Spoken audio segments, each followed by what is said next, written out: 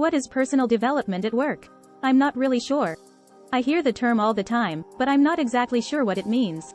Personal development in the workplace refers to the process of improving oneself through skill acquisition, education, goal setting, and self-reflection. It is a way to continuously improve oneself so that one can achieve their career goals and maximize their potential. Personal development at work is important because it can improve employee morale, productivity, and retention rates.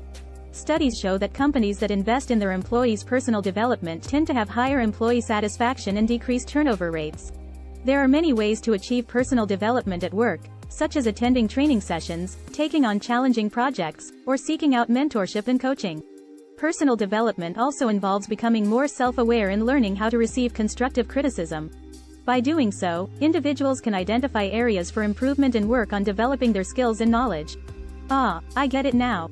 Personal development at work is about continuously improving oneself to reach one's full potential. Exactly. And by doing so, you can achieve greater success in your career and personal life.